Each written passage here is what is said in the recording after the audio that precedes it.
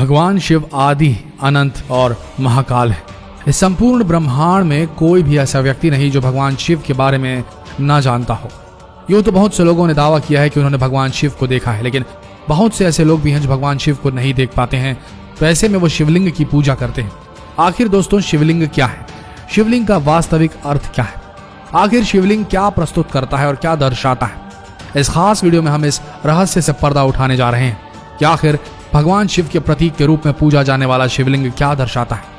तो इस वीडियो को अंत तक जरूर देखिएगा। बहुत से लोगों ने शिवलिंग का गलत अर्थ बताकर लोगों को भ्रमित कर रखा है, लेकिन सबसे ज्यादा आश्चर्य वाली बात यह है कि इसमें विदेशी लोगों के साथ साथ कुछ अपने देश के लोग भी शामिल हैं। इन लोगों ने शिवलिंग का इतना गंदा मतलब निकाल रखा है कि हम उनको बताना भी महादेव का अपमान समझते हैं, लेकिन अब और नहीं।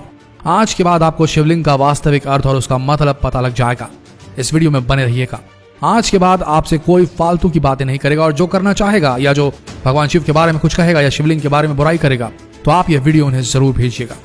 दोस्तों, शिवलिंग एक संस्कृत शब्द है जिसमें लिंग का मतलब होता है प्रतीक, यानी शिवलिंग का मतलब हुआ शिव का प्रतीक, यानी एक ऐसी चीज जिसको हम शिव मानकर उसकी पूजा करते हैं। आज हम आपको बताएंगे शिवलिंग के बारे में और इसकी खास शक्तियों के बारे में। शिवलिंग एक ऐसा ढांचा है जिसको एक खास मकसद से बनाया जाता है। आपने भगवान शिव के तरह तरह के शिवलिंग देखे होंगे। ये सभी शिवलिंग मनुष्य के द्वारा बनाए गए हैं। कहीं कहीं अपनी भक्ति दिखाने के लिए जैसा मन में आया वैसा शिवलिंग बना दिया गया, और कुछ कुछ शिवलिंग तो ऐसे हैं जो प्राकृतिक रूप से बने हुए हैं। लेकिन हम जब 12 ज्योतिर्लिंगों को देखते हैं तो उन सब की शेप अलग है, यानी कि उनका आकार अलग है, क्योंकि अलग अलग मकसद के लिए अलग अलग शिवलिंग बनाए गए। इनमें से कुछ शिवलिंगों को सेहत के लिए बनाया गया, तो कुछ शिवलिंगों को खुशहाली के लिए, और कुछ को ध्यान साधना के लिए। लेकिन इन सब चीजों में एक चीज समान है, ये सभी शिवलिंग अलौकिक हैं। इसका सरल अर्थ यह है कि शिव किसी स्त्री या पुरुष का प्रतीक ना होकर संपूर्ण ब्रह्मांड, आकाश, सूर्य और निराकार का प्रतीक है। उन्हें किसी एक चीज में नहीं रखा जा सकता, क्योंकि वो खुद एक प्रतीक है। अगर आप वैज्ञानिकों द्वारा ली गई कुछ तस्वीरें देखेंगे तो आप पाएंगे कि हमारा ब्रह्मांड भी शिवलिंग से मिलता जुलता है। स्कंद पुराण के अनुसार है आकाश स्वयं एक लिंग है और शिवलिंग समस्त ब्रह्मांड की धुरी है। शिवलिंग अनंत है, इसकी ना कोई शुरुआत है और ना ही कोई अंत। इसलिए शिवलिंग का एक अर्थ अंत भी होता है। बहुत से शिवलिंगों को प्राचीन ज्ञान और शास्त्रों में दिए गए निर्देशों से बनाया गया है। जैसे कि हमने आपको बताया, शिवलिंग का अर्थ अंत भी होता है। और आप तो जानते ही हैं, स्वयं भगवान शिव जिन्हें विनाशक, द डिस्ट्रॉयर भी कहा जाता है, जो इस ब्रह्मांड और सृष्टि की शुरुआत भी हैं और अंत भी हैं।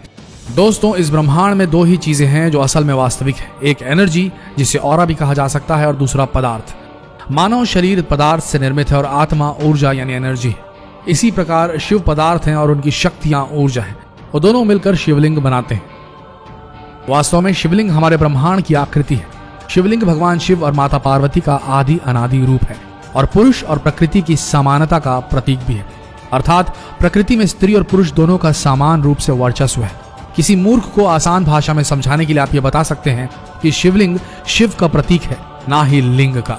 शिवलिंग से जुड़ी एक कहानी भी आपसे साझा करना चाहेंगे। ये सब तो आप जानते ही हैं कि ब्रह्मा सृष्टि के रचयिता है और विष्णु पालनहार, और सृष्टि को संतुलित करने के लिए भगवान शिव हैं। ऐसे ही एक बार भगवान ब्रह्मा और विष्णु के बीच लड़ाई हो गई कि आखिर में हम दोनों में से कौन बड़ा है, किसकी शक्तियां सबसे बड़ी हैं। दोनों आपस में बहस करने लगे। इतनी देर में एक आकाशवाणी हुई जिसमें कहा गया, एक खास काला पत्थर है जिसकी ऊंचाई या गहराई का अगर किसी ने भी अंदाजा लगाया तो सबसे बड़ा हो जाएगा। ऐसे में भगवान ब्रह्मा ने जैसे ही सुना, वो तुरंत उसकी तरफ रुख करने लगे ताकि उसका अंतिम छोर ढूंढ सके। वहीं भगवान विष्णु उनकी जड़ की तरफ बढ़े, क्योंकि उन्हें पता था कि किसी पौधे की भांति इस शिवलिंग का कोई ना कोई जड़ जरूर होगा। वह दोनों लगातार उस काले पत्थर की जड़ और अंतिम सीमा को ढूंढने के लिए बढ़ते ही रहे। और जब वह हार कर हताश हो गए, तब फिर से आकाशवाणी हुई जिसमें बताया गया कि अगर आप दोनों इसे ढूंढने में असमर्थ हैं, यानी आप सर्वशक्तिमान नहीं हैं। और उसी समय प्रकट हुए भगवान शिव, जो उस काले पत्थर के रूप में उनके सामने थे। यूं तो उन्हें काला पत्थर कहना बहुत गलत है, लेकिन आजकल के वास्तविक जीवन में हर कोई यही कहता है। जो नास्तिक है वो भी यही कहता है कि मात्र काला पत्थर है, लेकिन किसी को नहीं पता कि काला पत्थर नहीं बल्कि शिव का प्रतीक शिवलिंग है, जिसके अंतिम छोर को ढूंढने में भगवान विष्णु और ब्रह्मा भी परेशान हो गए थे। तो दोस्तों, यही है शिवलिंग का वास्तविक अर्थ। आशा करते हैं वीडियो आप सबको अच्छी लगी होगी। तो जितना हो सके इस वीडियो को शेयर करें फेसबुक पर, व्हाट्सएप पर, और ऐसी ही वीडियोस के लिए बने रहिए हमारे इस पेज के साथ। अगर आपने अब तक फॉलो नहीं किया ये पेज तो अभी फॉलो कीजिए। मिलते हैं अगले वीडियो में। धन्यवाद।